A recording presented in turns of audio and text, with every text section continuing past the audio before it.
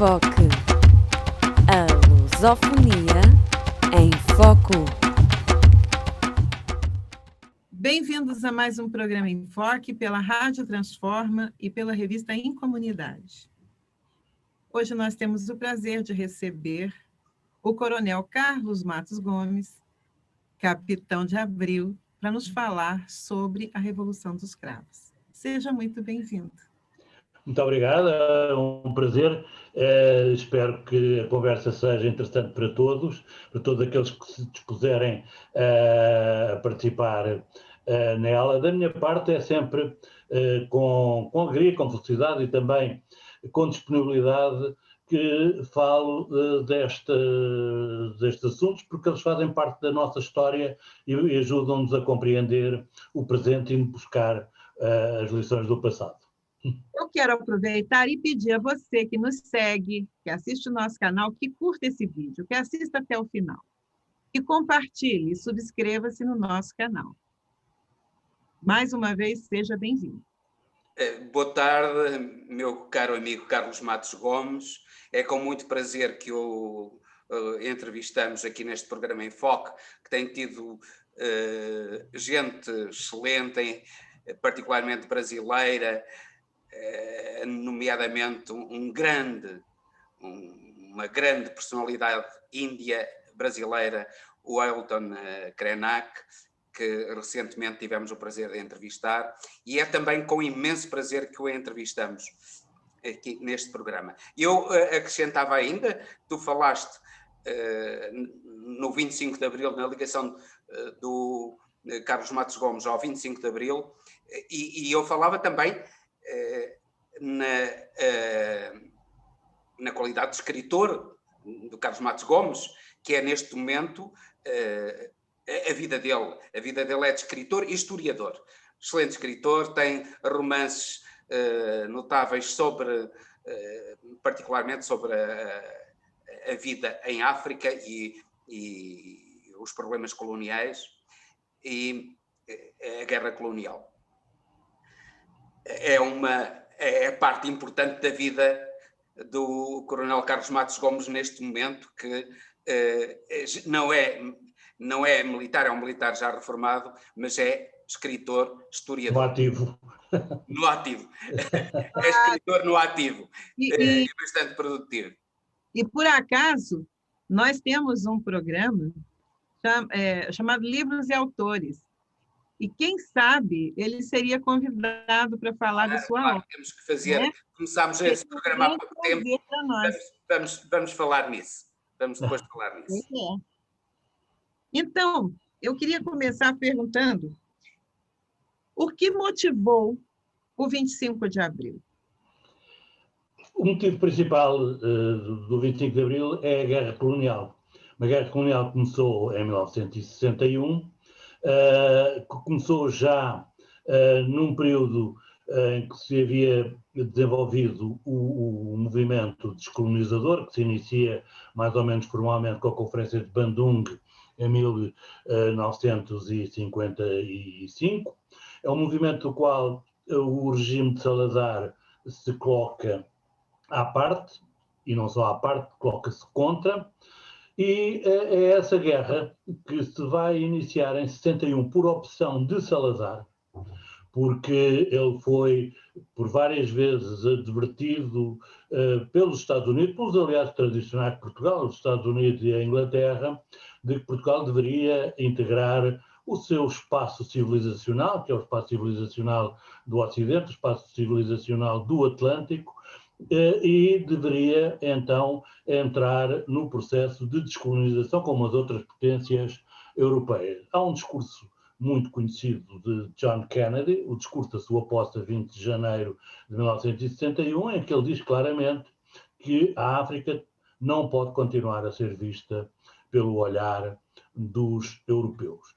E é esta guerra que se inicia em 61 e que vai continuar ano após ano a desgastar as Forças Armadas Portuguesas, mas a desgastar principalmente a sociedade portuguesa, isto é, a desgastar os seus recursos humanos, os seus homens, os seus jovens ativos, a desgastar o que se produzia, e Portugal já era de si mesmo um país pobre e não industrializado, e portanto estava a fazer um investimento que chegou a ter 42, 43% do orçamento geral do Estado era atribuído a despesas de defesa, isto é, era um peso tremendo que limitava o desenvolvimento e o bem-estar da sociedade portuguesa, e fundamentalmente a faixa etária e a faixa da hierarquia dos militares, que foram os comandantes das unidades de combate, nomeadamente as companhias,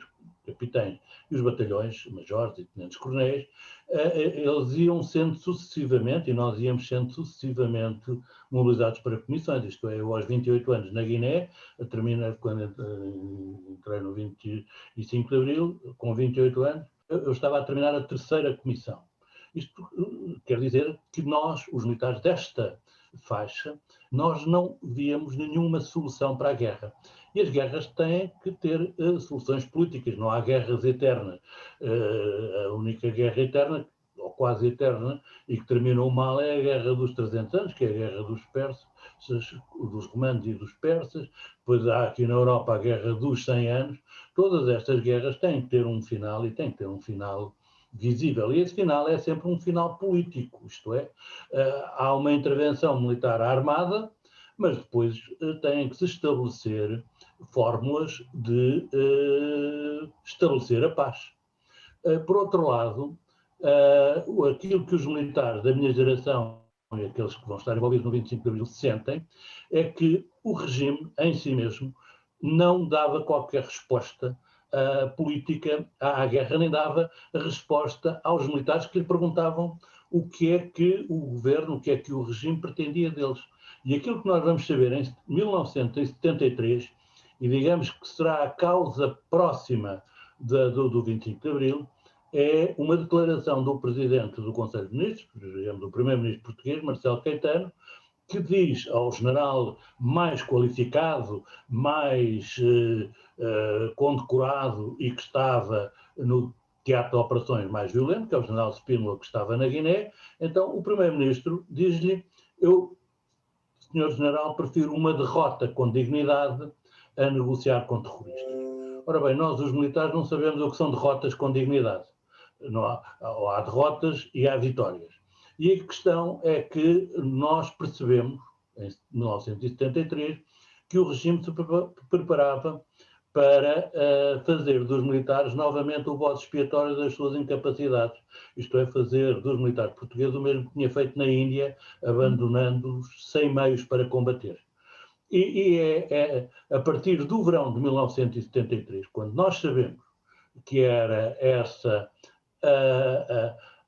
a ordem ou o pensamento do regime, nós entendemos, nós os militares que combatíamos, entendemos que não estaríamos dispostos a servir de bode expiatório.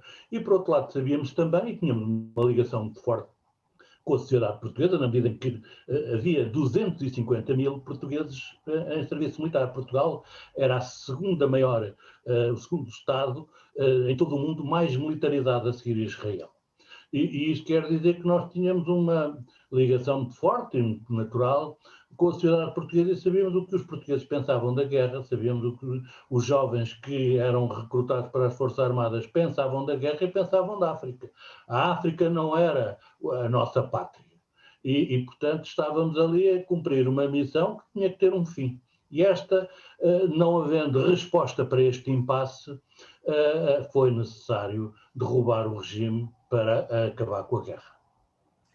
Mas dentro do próprio regime, e pensando que os militares, a hierarquia militar estava ligada ao regime, nomeadamente os generais Costa Gomes, que era o chefe de Estado-Maior-General das Forças Armadas, e o general Spínola, que era o vice-chefe de Estado-Maior-General das Forças Armadas, em determinado momento, o general Spínola, com o acordo do general Costa Gomes, publica aquele célebre livro, Portugal e o Futuro, que representa uma ruptura.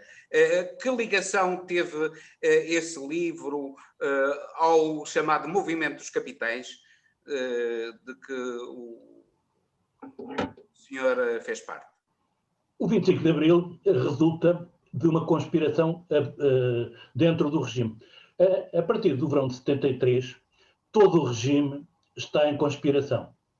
E o 25 de Abril nasce de dentro do regime, não é exterior. Os jovens capitães, como eu, eram militares das Forças Armadas do Estado português, os generais eram, isto é, toda a gente está a conspirar a partir do verão de 73.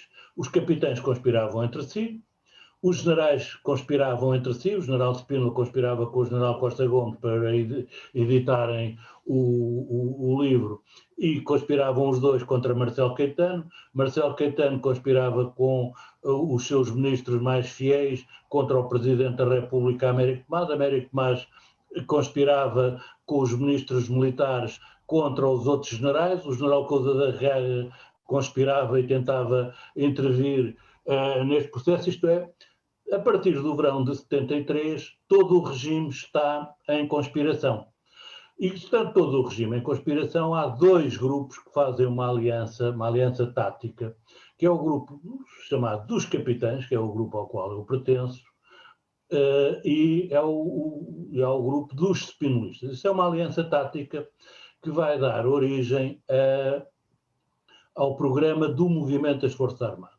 O livro do general Spínola, Portugal e o Futuro, era para nós, para os capitães, já um livro, era já uma proposta ultrapassada, isto é, a visão e a solução Spínola, que é uma visão de federação ou de comunidade de países de língua portuguesa, uma confederação de Estados originados pelas colónias, já não tinha possibilidade de ser viabilizada, apesar de esforços, por exemplo, do Ministro dos Negócios Estrangeiros brasileiro, que esteve muito envolvido neste processo. Também a Espanha, mesmo com Franco, estiveram envolvidos, mas a questão era, na altura, a situação militar na Guiné e também já em Moçambique não permitia que não houvesse outra solução que não fosse a independência. O livro do general Spínola, Portugal e o Futuro, tem importância na mobilização de grupos menos politizados entre os militares. Menos politizados e mais adeptos de uma obediência hierarquizada, isto é, aqueles que dizem, se eu tiver os generais, se os generais derem ordem, eu avanço, aqueles que acreditavam que o general Spínola era um chefe carismático e que poderia representar uma solução, quer política aqui em Portugal, quer uma solução para o problema colonial. E nesse sentido o livro é muito importante porque traz para a congregação de esforços necessária para fazer o 25 de Abril, outros grupos de militares não tão politizados e não tão dispostos a afrontar de uma forma radical e de ruptura o regime tal e qual nós pensávamos que teria que ser a solução. Agora, em resumo, o que acontece a partir do verão de 73, é um regime todo ele em conspiração. E a pergunta que muitas vezes também me fazem é, então, e havendo uma polícia política tão feroz, tão dura e, digamos, até eficaz quanto a PIDE, como é que a PIDE não intervém num processo destes? E não intervém, e é curioso, porque até o estratega de toda a operação, a viragem histórica, que é a operação que leva ao derrubo do regime, o Hotel Salgado de Carvalho, nem sequer coloca a sede da PIDE, nem em Lisboa, nem no Porto, como objetivo. Para nós, os militares, os jovens militares, a PIDE era completamente desprezível e desprezada, isto é, eles só existiam na medida em que as Forças Armadas os suportavam. Porque eles não tinham armamento pesado e eles não tinham capacidade operacional para se oporem a nós. E, por outro lado, todos eles estavam divididos, isto é, havia várias PIDs, havia uma PID ligada e mais próxima do general Spínola, havia uma PIDE mais próxima do general Costa Gomes, havia uma PIDE mais ligada às questões da África, que era a do Silva Paz, havia uma PIDE mais próxima dos serviços secretos franceses, outra PIDE mais próxima dos serviços secretos americanos, e, portanto, neste quadro que este processo se desenrola. Isto é, essas divisões e essas lutas intestinas que se davam a nível do poder político também se davam a nível da PIDE. Era a PIDE, o inspetor Alas, estava na PIDE, mas era um homem de confiança do general Spínola. O inspetor São José Lopes estava em Angola, mas era o homem da PIDE, da confiança do general Costa Gomes. Portanto, a PIDE também dependia dos militares e também estava a ver para que lado é que pendia a evolução da situação, de tal forma que, dentro do compromisso que foi estabelecido entre as duas linhas, que são as linhas vencedoras do 25 de Abril, no programa do momento das Forças Armadas não está previsto o fim da PIDE, está prevista a transformação da PIDE, DGS, em serviço de informações. Onde o corte é feito é na Guiné, onde eu estava, porque nós na Guiné terminámos, a PIDE foi logo desativada no dia 26 de Abril portanto, não cumprindo esse tipo de determinação ou de orientação da Junta de Salvação Nacional. Mas parece que, para além de haver a ideia de transformação da PIDE e não de extinção, a verdade é que parece que quer o general Spínola, quer até de certo modo o general Costa Gomes e depois a Junta de Salvação, a chamada Junta de Salvação Nacional, que aparece no dia 26 de Abril, não queriam nomeadamente a libertação dos presos políticos. Porque essa era uma questão. A libertação dos presos políticos implicava a extinção da PIDE. Porque a PIDE tinha prendido e tinha atuado como um corpo do Estado para prender aqueles inimigos do Estado que estavam presos. Se esses presos saíam, era a PIDE ela própria que ficava em causa. E os generais, os dois generais que têm poder efetivo na Junta de Salvação Nacional, que é o general Spínola e o general Costa Gomes, eles entendiam que o Estado, tem uma visão de Estado, que o Estado necessitava de um serviço de informações e de um serviço de informações de segurança. E também tinham a desconfiança clássica dos generais nos comunistas, isto é, a ideia também, como se sabia que a maioria dos presos políticos portugueses estava ou era do Partido Comunista, ou era de organizações próximas do Partido Comunista, ou organizações marxistas, o que para estes generais era tudo mais ou menos a mesma coisa, a libertação deles iria causar, neste sentido, aos generais uma perturbação que eles não queriam. Porque a intenção dos generais não é fazer uma revolução. Aliás, a intenção dos militares, no 25 de Abril, não é fazer uma revolução, foi fazer um golpe de Estado com o derrubo de um regime. A revolução começa no dia 26 ou no dia 27 de Abril. Ou começa, para quem pode ter uma ideia ainda mais romântica, começa com a ocupação do Largo do Carmo pelo povo, isto é quando o povo se apropria do processo político, é quando, contrariando até as ordens dos militares, e ordens sensatas na medida em que misturar massas populares, pessoas, civis e militares, é perigosíssimo, ainda por cima num Estado, num espaço confinado como é aquele do Largo do Carmo, mas é aí que a sociedade portuguesa se apropria do golpe de Estado e o vai transformando numa revolução. Que tipo de repressão a PIDE fazia? Que tipo de... Era como no Brasil? Havia tortura? Havia... Era exatamente... Não, era a PIDE começa por ser uma estrutura vinda do Estado fascista, porque o Estado português, com o 28 de maio e com a ditadura nacional, vai se aproximando muito das torturas tipificadas no nazismo e no fascismo, e o seu inimigo principal passa a ser não só os democratas, mas principalmente os comunistas. E a PIDE age tendo como inimigo principal os comunistas. Daí que todos os dirigentes e todos os ativistas políticos que estavam ligados ao Partido Comunista eram sujeitos a torturas violentíssimas, a morte, assassínios, a prisões sem qualquer suporte legal, a julgamentos fantoches em tribunais plenários com juízes escolhidos, sem direito, por vezes, a maior parte das vezes, a advogados, com medidas de segurança para além do que estava previsto em qualquer código penal, e, portanto, é um regime de arbitrariedade e de tortura muito, muito violenta.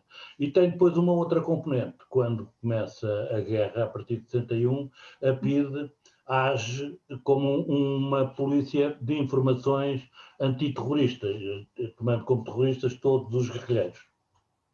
Sim. Aliás, a PIDE acaba por ser, e falando agora na sua atividade como escritor, atividade atual como escritor, acaba por ser uma presença nos seus romances, não é? Quais eram as funções da PIDE, as funções militares da PIDE, no teatro de operações? Eu ainda ia perguntar qual PIDE, foi o impacto dessa convivência no escritor. Não, foi muito importante eu um dia descrever um pouco sobre essa ligação. Os militares, mesmo em operações, tiveram sempre uma má relação com a PIDE, mesmo nos teatros de operações. Porque o que acontecia é que a PIDE obtinha informações através da tortura. Isto é, eram capturados guerrilheiros ou civis que apoiavam a guerrilha, e depois eles eram de tal forma torturados que diziam tudo e inventavam tudo o que se quisesse. Isto é, diziam que conheciam as bases da guerrilha, que sabiam onde estavam os depósitos de armamento, que sabiam onde se situavam e onde viviam os comandantes, e nós, os militares, íamos depois com esses guias que chegavam ao mato, à zona de operações, e não sabiam rigorosamente nada, e andávamos ali assim por conta da PIDE em desgaste e a correr riscos que eram desnecessários. Daí que essa relação fosse sempre uma relação muito tensa. Por outro lado, os agentes da PIDE eram pessoas de baixa qualidade intelectual, de baixa qualidade pessoal, e que normalmente até eram os militares piores, os piores dos militares, como não tinham depois emprego no regresso à vida civil, que iam para a PIDE. E daí que essas relações fossem tensas e fossem de algum modo de distância. Como, por outro lado, a PIDE aparecia muito associada aos interesses dos colonos, dos fazendeiros, dos administradores civis, faziam uma exploração, por ver, e quase sempre ignóbil, do trabalho dos indígenas, do trabalho forçado, culturas obrigatórias. Tudo isso nos repugnava. Porquê? Porque, como era relativamente às populações, uma das questões essenciais na guerra subversiva é a conquista dos corações e das almas do inimigo, não é? Trazer aqueles que estão do lado de lá para as nossas soluções. Se nós tínhamos uma organização ao nosso lado, que cada vez que apanhava alguém vindo do lado de lá o torturava, é óbvio que essa informação passava para o lado de lá, e eles diziam, não, vocês não se apresentem à tropa, porque depois eles na tropa entregam-os à PIDE e vocês passam a ser, mas torturados ou obrigados a trair os vossos amigos. E, portanto, essas relações foram sempre relações bastante tensas e pouco amigáveis. Agora, a sua participação no 25 de Abril começa quando? Quando é que se inicia a sua participação no chamado Movimento dos Capitães? O Movimento dos Capitães começa eu sou um dos fundadores do movimento dos capitães, isto é, eu não entro num movimento que esteja em movimento, entro na fundação do movimento. E essa fundação ocorre quando eu decidi aqui em Portugal, em 1972, ir realizar a minha última comissão militar à Guiné. Eu já tinha estado a combater em Angola, tinha estado também a combater em Moçambique e tinha chegado à conclusão que a guerra e aquela solução era completamente inviável. Isto é, o regime não tinha capacidade para resolver politicamente a situação e as Forças Armadas Portuguesas não tinham capacidade elas próprias, em termos operacionais, de vencer a guerra. E tinha decidido, em 72, era professor na Academia Militar, tinha decidido sair das Forças Armadas, quando viesse essa comissão, mas quis sair indo ao pior dos teatros e na pior das circunstâncias. Eu fui comandar tropas de comandos africanos, comandos negros da África, da Guiné, que é a pior das situações, o pior dos teatros, para que quando eu viesse e dissesse que queria sair, não haver ninguém que pudesse dizer que eu não tinha combatido nos sítios mais difíceis, eu era já condecorado com cruzes de guerra, etc. E, portanto, quando eu vou para a Guiné, vão outros militares e nós constituímos um pequeno núcleo de militares mais politizados e que estávamos mais contra, tínhamos uma consciência maior da inviabilidade da guerra e passámos a reunir-nos, a pensar politicamente e a falar com outros e a agir.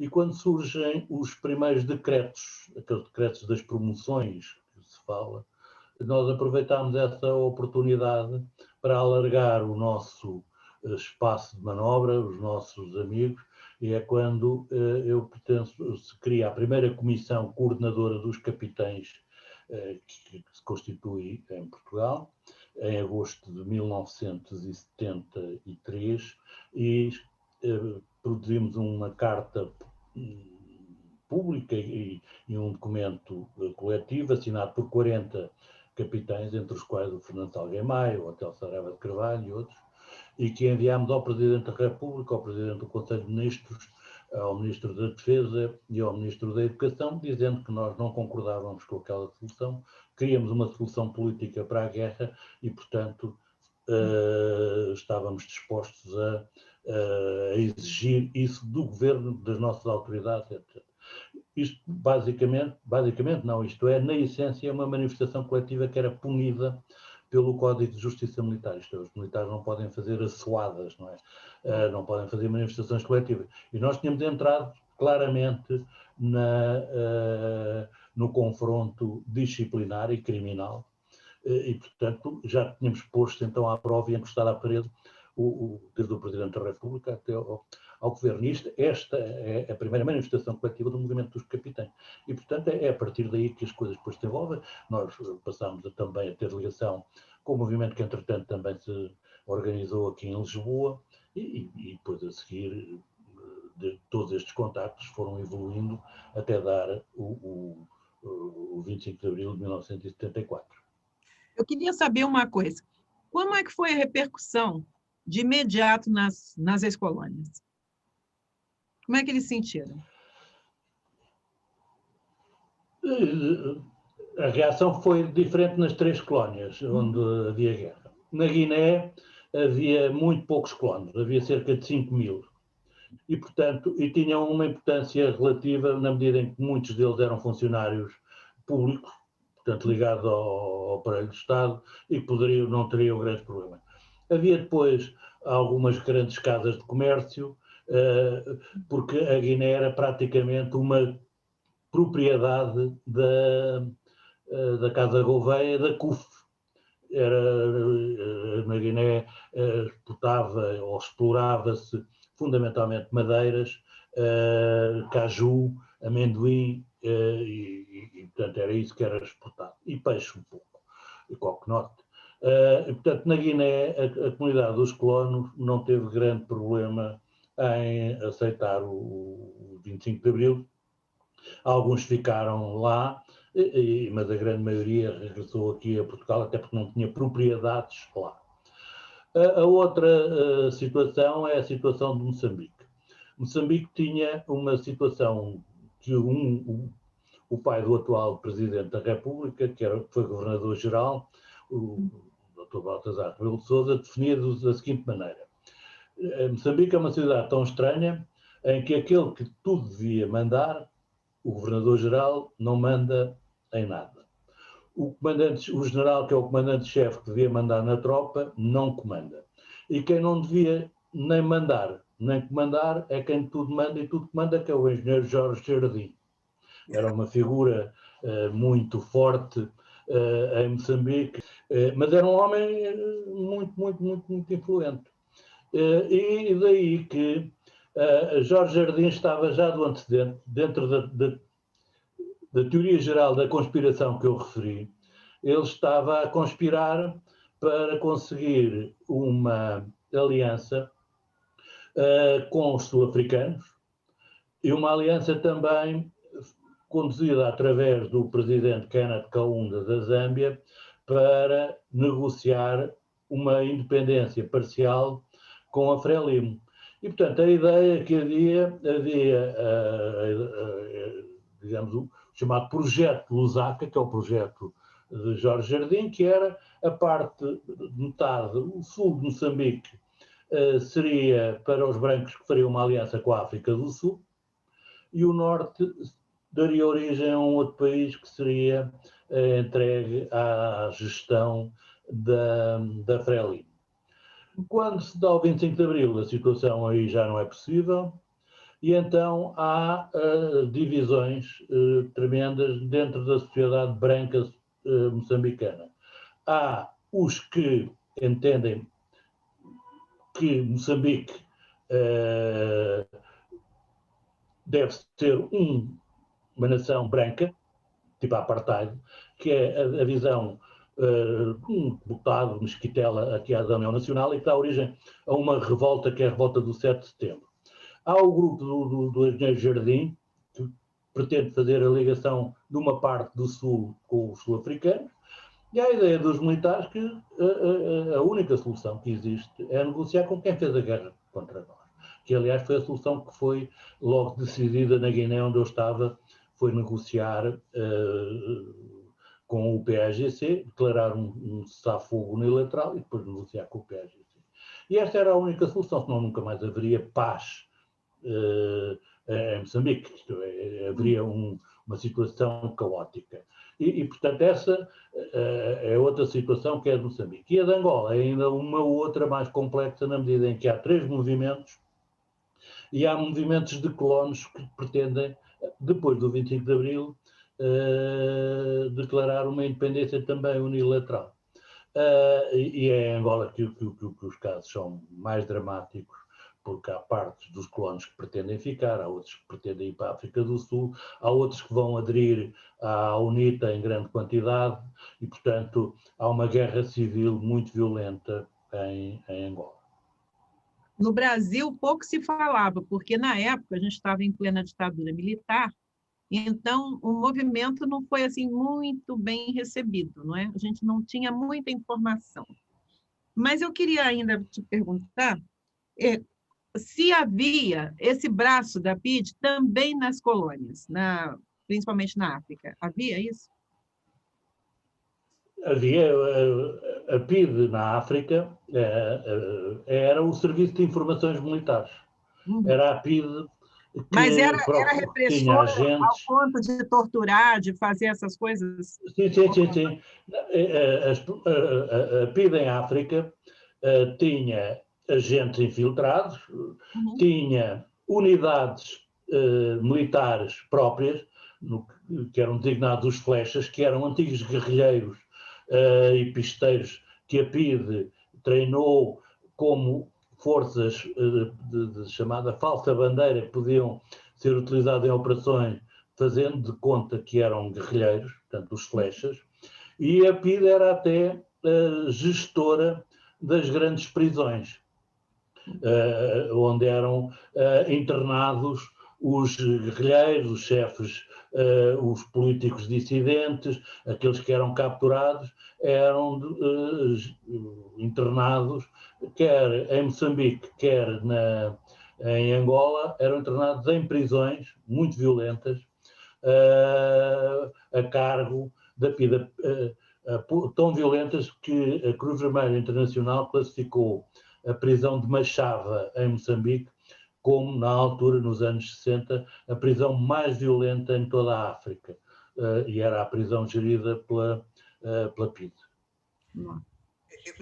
Voltamos agora, então, ao que se deu no dia seguinte ao 25 de Abril, e que estava previsto que fosse um golpe militar, e era mais ou menos isso que queria o general Spínola. De certo modo, havia dentro do movimento dos capitães gente com mais consciência política, nomeadamente estava lá o Carlos Matos Gomes, e havia até o Vasco Gonçalves, que, creio eu, era o militar mais graduado dentro do movimento dos capitães.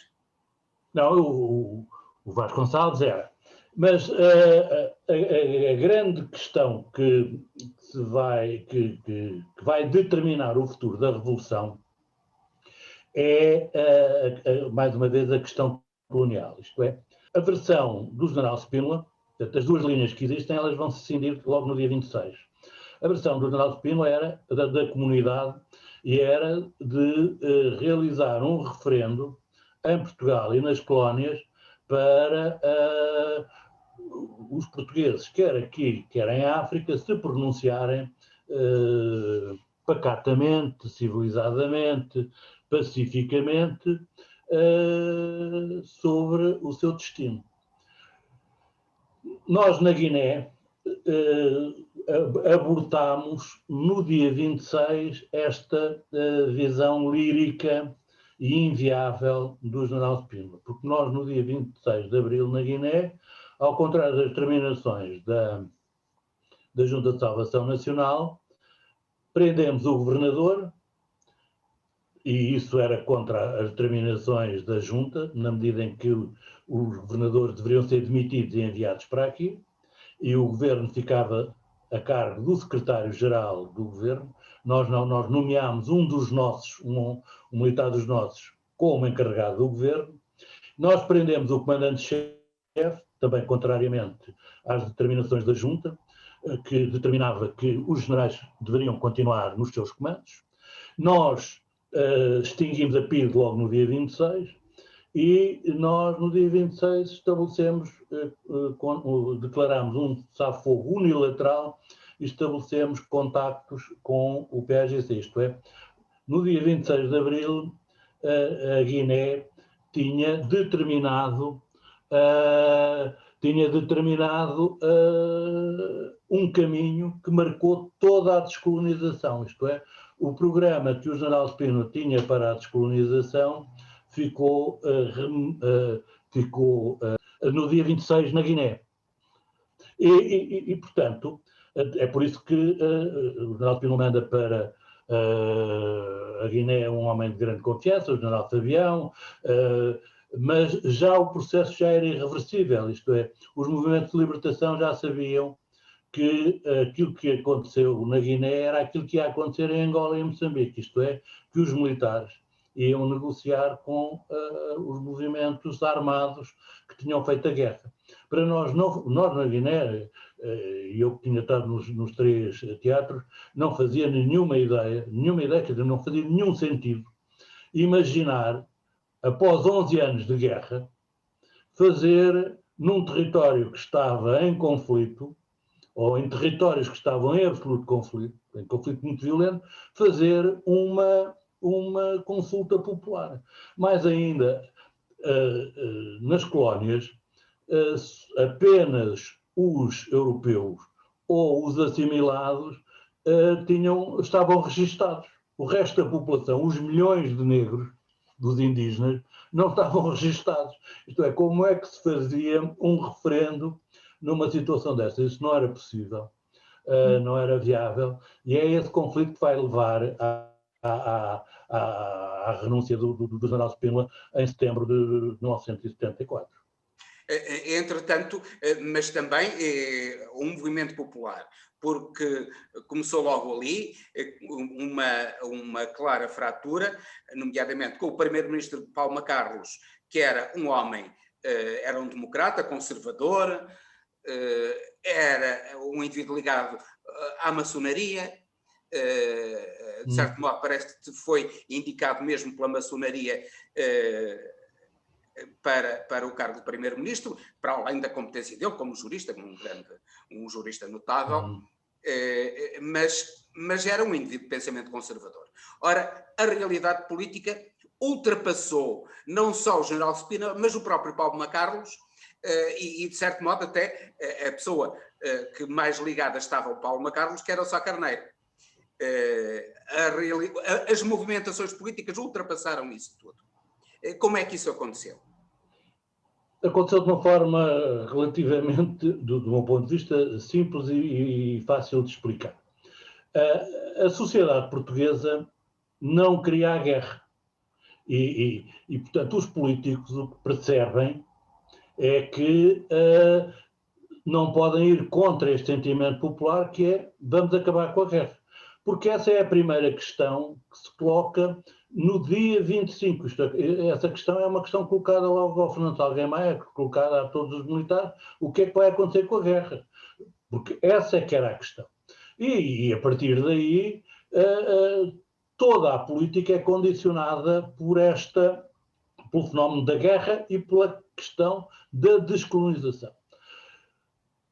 Agora, os políticos portugueses, desde os mais conservadores, como é o caso do Palma Carlos, e o caso do Sá Carneiro, que era também um conservador, um homem muito conservador. Agora, os políticos nunca tiveram, incluindo os da oposição, até o Mário Soares, até ao Partido Socialista, não tinham nenhuma ideia do que iam fazer com a África. Isto é, desde a Conferência de Berlim, 1894, até hoje, ou até ao 25 de Abril, nenhum político português soube o que ia fazer com a África, de tal forma que o Eça de Queiroz, numa das suas crónicas, escreve: se não sabem o que fazer com a África, e não sabem, vendam-nas.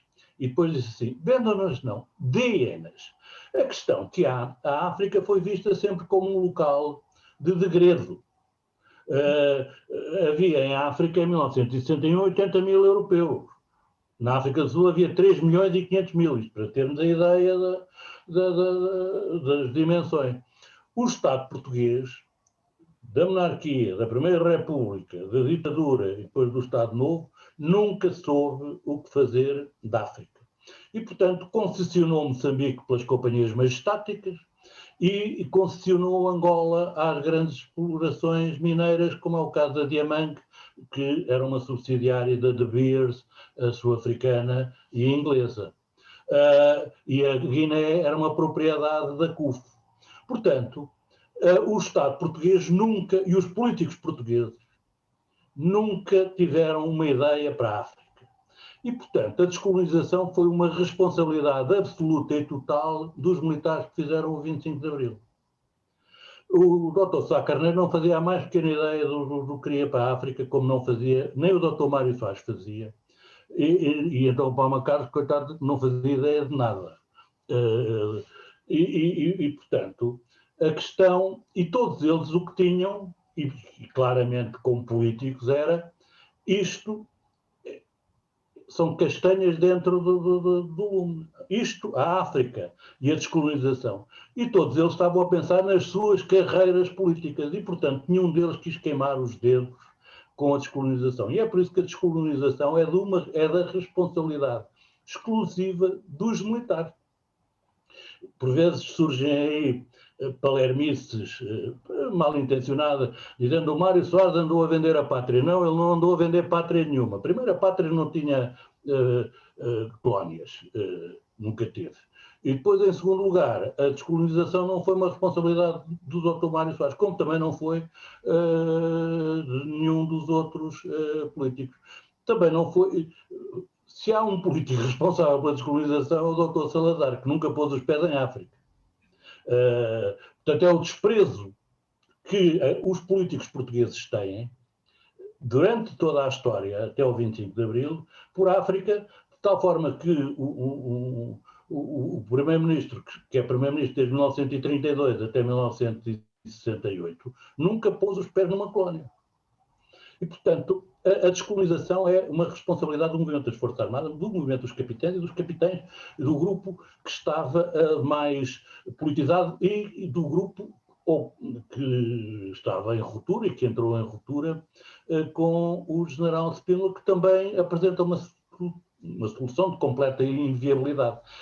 Tão inviável, e esta questão hoje em dia deve-se ser referida, que quando o general Spínola organiza o MDLP, e com o ELP, não é, com os movimentos de terrorismo, ele cria,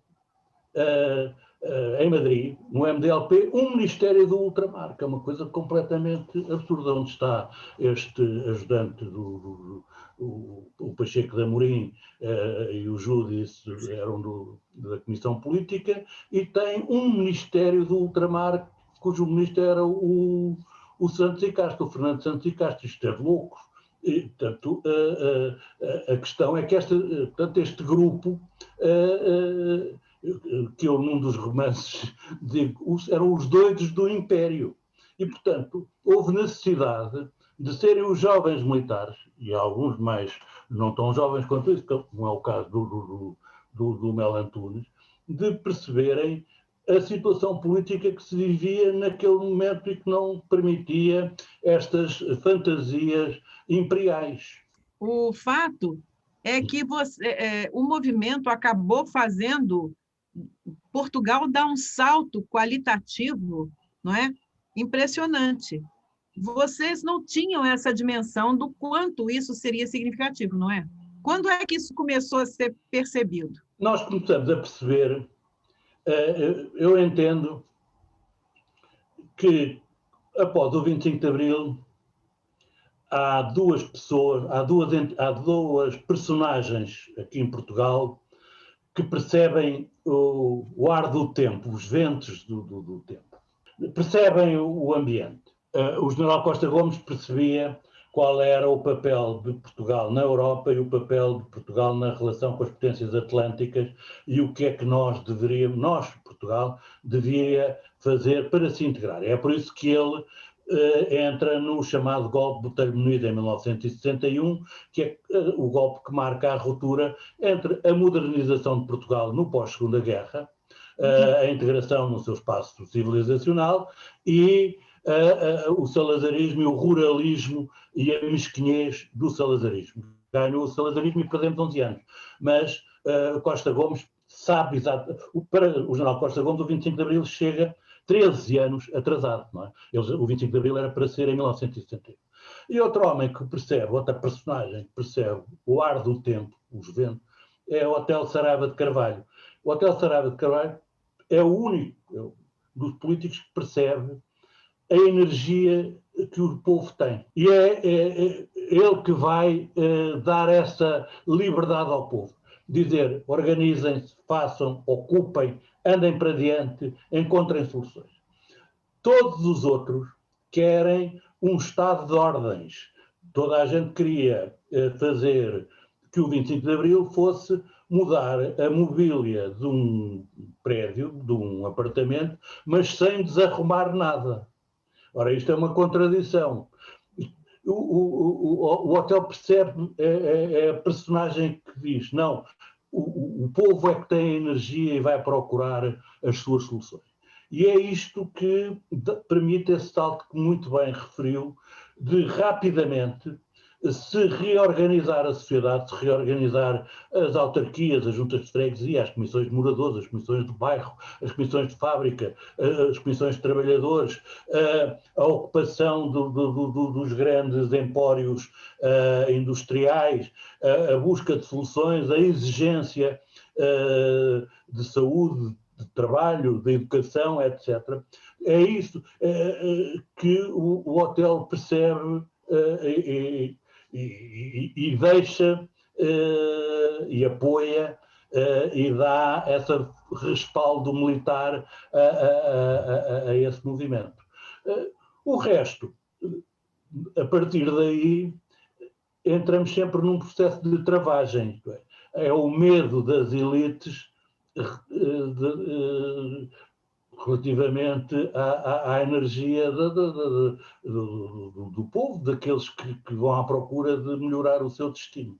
E as elites acabaram, de certo modo, por triunfar no 28 de setembro. Foi um movimento. Pode explicar o que foi, na sua visão, o 28 de setembro?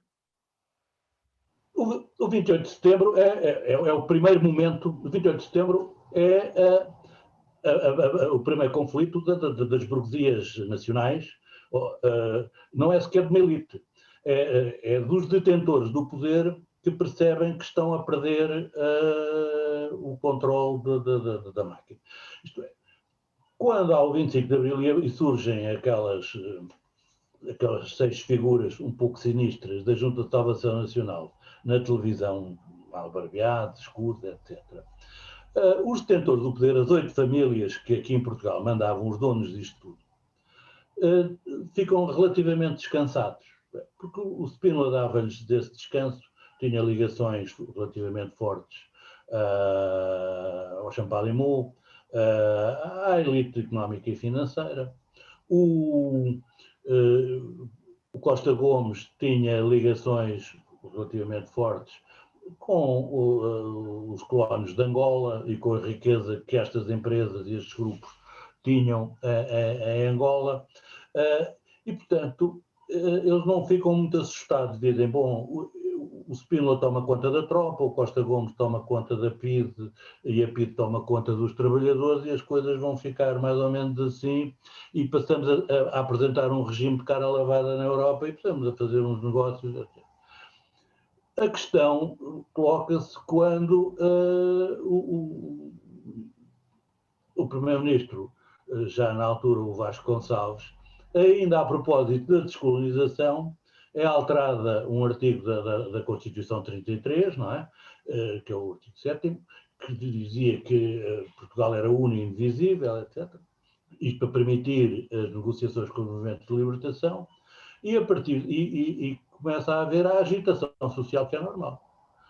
Por um lado, os poderosos começam a colocar no exterior quantidades enormes das suas reservas, das reservas de ouro, transferências, sabotagem económica, e a única figura que têm de referência e de respaldo, de segurança, é o general Spínola. Quando Spínola é confrontado com o movimento dos capitães e com a comissão coordenadora, eles perdem o seu sustentáculo e vão fazer a primeira tentativa. E depois há a grande questão. Novembro. E aí então começa a contra-revolução. Não foi em novembro do ano seguinte? Não, o novembro do ano seguinte começa a sério, com o 11 de março. O 11 de março tem 2 pontos decisivos e que também, curiosamente, são sempre esses pontos e que estão em foco no Brasil. Um é a questão da nacionalização da banca. A nacionalização da banca é essencial para o exercício do poder. Quando, a seguir ao 11 de março, a banca é nacionalizada, as elites detentoras do poder, os donos dos 6 ou 7 grandes bancos portugueses, percebem que deixaram de ter aquele instrumento. E o segundo é uma ação mais simbólica do que real, mas que representa, ao nível do simbólico, muito, que foi a reforma agrária, isto é, a posse da terra. A posse da terra representa, em termos de simbolismo, quem é o dono da terra é quem tem o poder. Quando há uma reforma agrária, não há só uma transferência da propriedade, isto é, não é só uma questão, depois de eu decidir plantar milho, ou plantar feijão, ou plantar algodão, ou plantar mandioca. É uma questão simbólica, é o poder da terra. E de maneira que, a partir do momento em que há uma reforma agrária e há uma nacionalização da banca, toda a elite entra em convulsão. E há depois aquilo que raramente se fala, e que também é importante no Brasil para enquadrar os processos políticos, que são as situações internacionais. Em que situação internacional é que se fazem as transformações aqui em Portugal? Portugal era um pequeno país, havia 2 coisas que eram essenciais. Uma é a descolonização. Isto é, as grandes potências ou as superpotências já tinham decidido que Portugal tinha que ser afastado da descolonização. A questão da África é uma questão para ser dirimida entre os Estados Unidos e a União Soviética. E, portanto, Portugal tinha que ser arredado.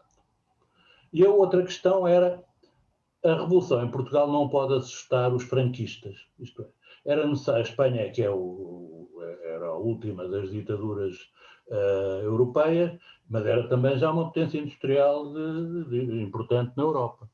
Portanto, o que é que acontece? O que tinha sido engendrado em termos internacionais era que a Espanha ia passar calmamente para uma democracia muito controlada, em que não se podia correr o risco deles voltarem de novo a matarem-se uns aos outros. E daí que Portugal não pudesse ser um motivo de conflito ou que metesse medo aos seus vizinhos espanhóis. E é isto que é tratado na Conferência de Helsínquia no verão de 1975, entre o presidente Gerald Ford dos Estados Unidos e o presidente da União Soviética, entre as sociais-democracias europeias. Portanto, é estabelecido uma divisão em que Portugal vai vestir um fatinho de democracia formal, vai sair de Angola sem fazer muito barulho, e é por isso que o 25 de novembro é 25 de novembro, porque tem que ser depois do 11 de novembro, que é a data da independência de Angola, que era para Portugal já não poder, o novo regime já não poder ser acusado pelo futuro de ter alguma influência naquilo que se iria decidir em Angola. E também não é por acaso que é no dia 22 de novembro de 1975 que o Juan Carlos toma posse como é nomeado, não sei se são nomeados, são aclamados, são o que é que seja, rei de Espanha. No fundo, nomeado. De maneira que, portanto, pois não, mas tomou posse, portanto, entronizado, digamos assim. E portanto, esta digamos, um bosquejo sobre o que aconteceu aqui em Portugal nesse ano. Em 25 de novembro, tudo aquilo que tinha sido obtido a seguir ao 25 de abril, particularmente a seguir ao 11 de março, com a nacionalização da banca, isso tudo, começa a haver eleições e começa a haver uma, digamos, uma maior pacificação da sociedade portuguesa. Não, o que é que acontece? O 25 de novembro é também um conflito entre várias linhas. Há uma linha, que é a linha do Grupo dos 9, que são democratas, que querem uma democracia europeia, um Estado de bem-estar, do welfare state, etc. Depois há um 25 de novembro dos que diziam: nós não estamos satisfeitos, queremos mais, quer dizer, ir mais longe, maior agressividade contra o movimento popular. E, finalmente, havia ainda o grupo dos terroristas do LP, do MDLP, que estavam dispostos a provocar um caos aqui para obterem outro tipo de reversão da sociedade. Os 9, em aliança com o Partido Socialista, conseguem, com alguma dificuldade, controlar estes excessos. E conseguem controlar com o argumento de que já tinham sido realizadas eleições e iria ser aprovada a Constituição como a seguir foi. E iriam depois a seguir, ou havia a promessa da realização de eleições para formar governo. E, portanto, com essa promessa e com esse escudo democrático, foi possível colocar o processo de contra-revolução, e é exatamente um processo de contra-revolução, numa moderação que deu origem ao regime tal e qual hoje o temos. Depois, em 1977, como se sabe, sai logo a primeira lei muito esclarecedora, que é a lei da reversão das nacionalizações, a chamada delimitação dos espaços económicos, não é? Entre o público e o privado, e depois já nos anos 80 é aberta a banca à privatização, é autorizada a privatização da banca, e a partir daí, depois a seguir, o Conselho da Revolução também é extinto e entramos neste processo que vivemos hoje. Ora bem, mas de então para cá muito mudou em Portugal. Já agora pode fazer-nos um retrato digamos assim, dos retratos de antes e depois do 25 de Abril? Breves retratos. Eu acho que acho que o mais importante que ocorreu aqui, e dentro da linha do Pacheco Pereira, houve uma efetiva revolução. Essa revolução, aquilo que é mais característico, do meu ponto de vista, é a revolução nos costumes e nos direitos das mulheres.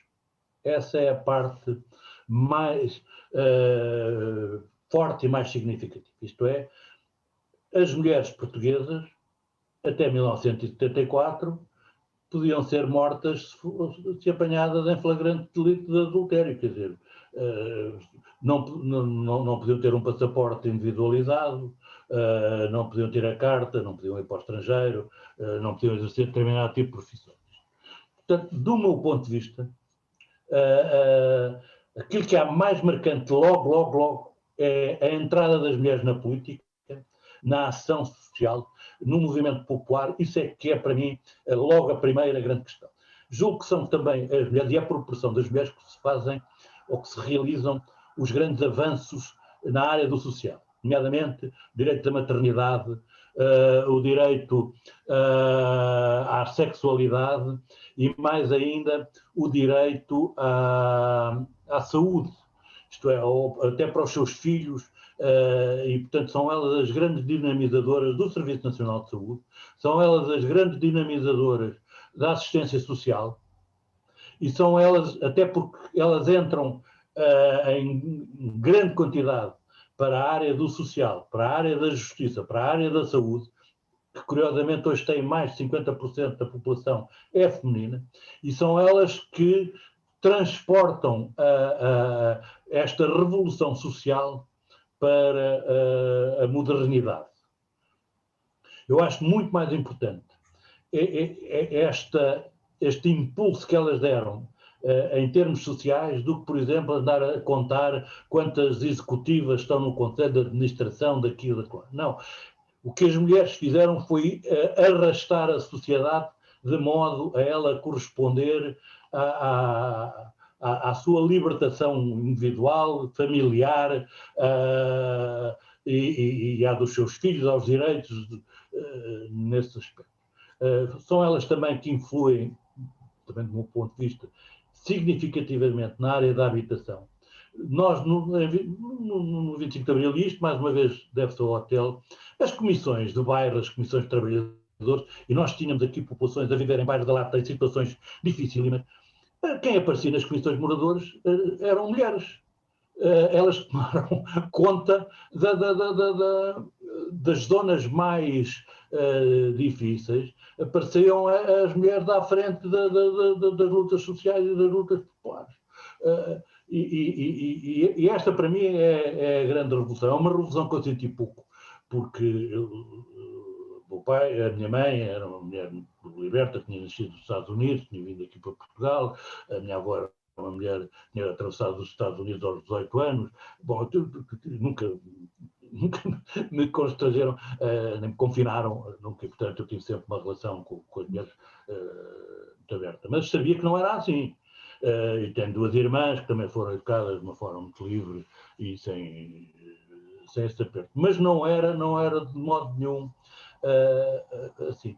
Portanto, esse direito das mulheres, essa força das mulheres, foi para mim o mais significativo, pelo menos na primeira parte da Revolução. Eu acho que, sobretudo, para mim, brasileira, refugiada, é o seguinte: a inspiração do 25 de abril que chegue ao Brasil, porque a redemocratização, sabe, a democracia é um valor em si mesmo, né? E que ela chegou com força, ela mudou Portugal, não foi? Então, Foi. Portugal é o Portugal de hoje por causa do 25 de abril. E que isso, por favor, chegue como inspiração ao Brasil. Estamos em busca do nosso 25 de abril. Estamos em busca do nosso... Se puder contribuir. Essa inspiração é fundamental. Eu acho essa sua visão é interessante, essa sua visão, porque nós hoje temos das leis de família mais avançadas do mundo. É reconhecido que desde 1977 nós temos leis de família das mais avançadas do mundo. E o Serviço Nacional de Saúde, como disse, também uma conquista de mulheres, que neste momento é ocupado por mulheres maioritariamente, a maior parte dos médicos são mulheres, enfermeiros, são 2/3 dos enfermeiros são mulheres, etc.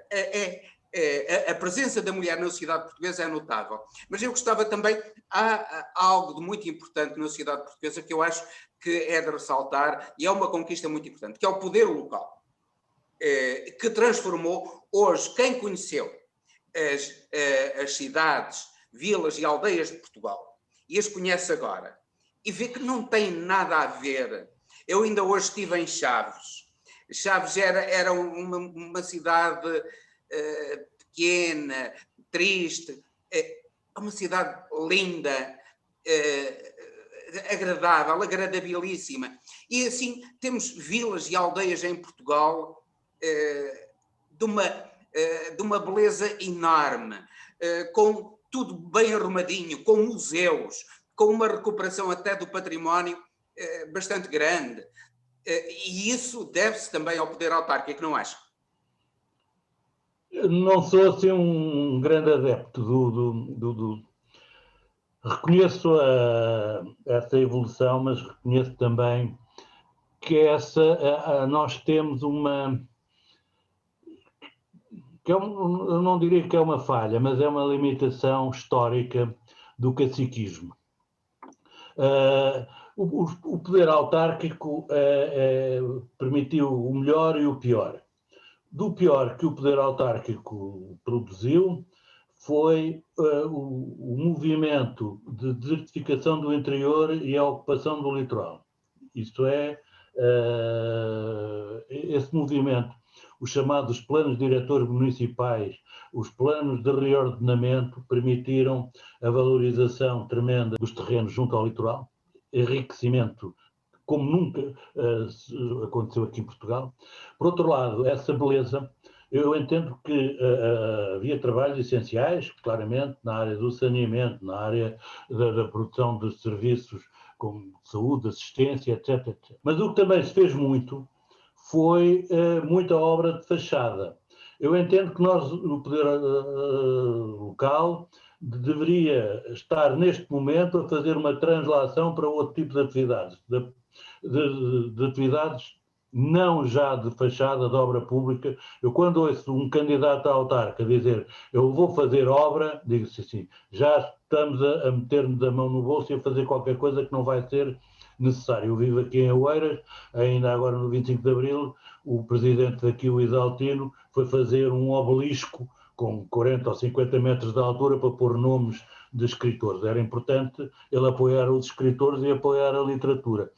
E aquilo que eu entendo é que as autarquias deviam estar neste momento preocupadas com a mudança de paradigma geracional que existe, isto é, nós temos cada vez mais velhos, mais idosos, mais pessoas que necessitam e que estão a viver isoladamente, e portanto as autarquias deviam, em vez de andar aí a caiar paredes e a fazer rotundas, deveriam estar ocupadas nesse aspecto. Deveriam as autarquias também estar envolvidas em projetos de promoção e realização de riqueza, isto é, atrair investimentos rentáveis e que fixem as pessoas e que permitam às pessoas construir as suas carreiras, as suas vidas, e não e agora, de uma vez que eu estive no Brasil e numa visita militar, e que eu referi, portanto, eu fui numa delegação militar, a uma cerimónia, e como chegámos na véspera, fomos ao quartel.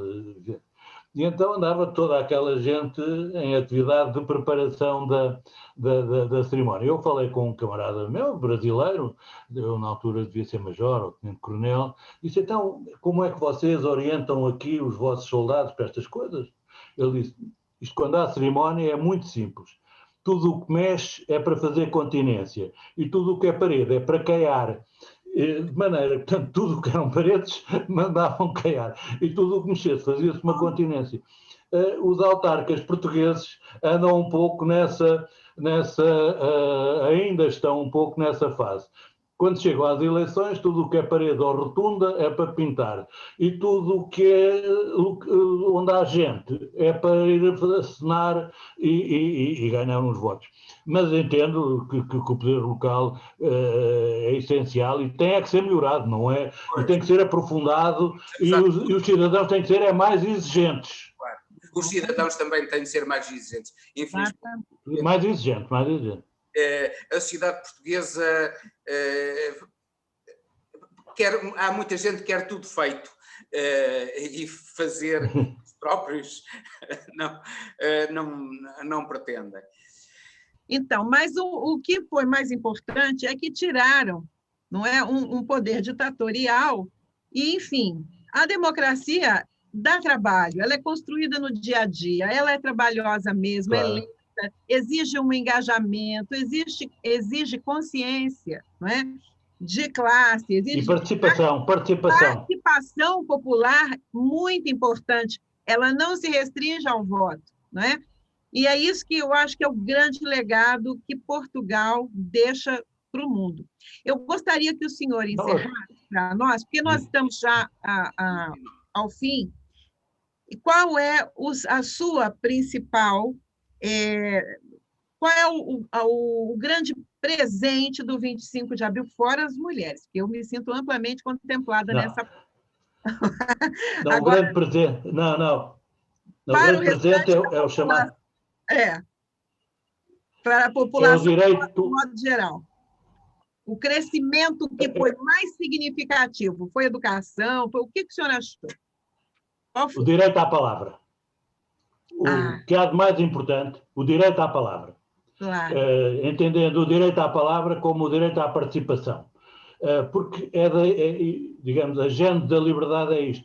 É o direito a cada um de nós ir onde deve ir e dizer o que tem para dizer de uma forma consistente, racional e dentro das regras. Mas o direito à palavra é essencial. E é essencial que o Brasil e os brasileiros o tenham, porque tendo o direito à palavra, e nós todos podemos falar, obviamente que é mais fácil construir e encontrar soluções. Se nós não tivermos o direito à palavra, só temos o direito à pancada e só temos o direito à obediência. Ora, se há só o direito à obediência, nós já perdemos parte da nossa dignidade. A nossa dignidade é a dignidade da participação, é a dignidade da igualdade. E para sermos iguais temos que poder falar. Essa é a grande conquista de Abril, é o direito à palavra. Eu agradeço a presença do Coronel Carlos Matos Gomes, que nunca é por demais dizer foi um dos heróis de Abril. Tiveram a coragem de romper com um passado de obscuridade e iniciarem a transformação de Portugal, não só numa democracia, mas num país moderno, que em muitos aspectos não tem nada a invejar à Europa.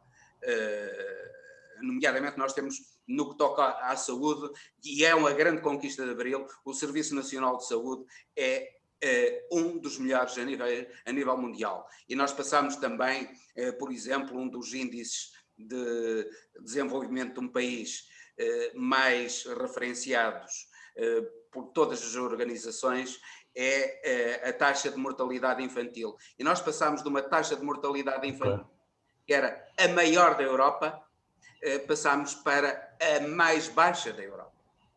É absolutamente notável e isso deve-se também a essa grande conquista possibilitada pelo 25 de Abril, que é o Serviço Nacional de Saúde, e que nos permite estar a lutar neste momento contra a pandemia de uma maneira que outros países com muito mais poderio económico do que nós não conseguem. Não acha, Sr. Coronel? Acho. Estamos cá para continuar a sobreviver e a lutar. A lutar. Agradecemos muito a sua... Para fazer Muito obrigado, foi um prazer. Espero que tenham gostado. De Abril sempre. Fazer Obrigado. E muito obrigado também pelo 25 de Abril. Foi um prazer. Também nos proporcionou, muito obrigado por nos ter proporcionado o 25 de Abril. Foi um prazer esta conversa. O prazer desta conversa extremamente elucidativa, esclarecedora, e penso que poderemos voltar mais tarde ainda a falar destas questões e do Portugal, com todo o gosto. E do Portugal do futuro. Com todo o gosto. Muito obrigado. Muito obrigado. Boa tarde para todos. Igualmente. Agradeço especialmente a você que nos assistiu. Muito obrigado. Agradeço peço ainda que coloquem gosto, que subscrevam o nosso canal, que compartilhem, que comente, que nos envie perguntas e comentários. Até o próximo programa em Foque pela Rádio Transforme e pela Revista em Comunidade.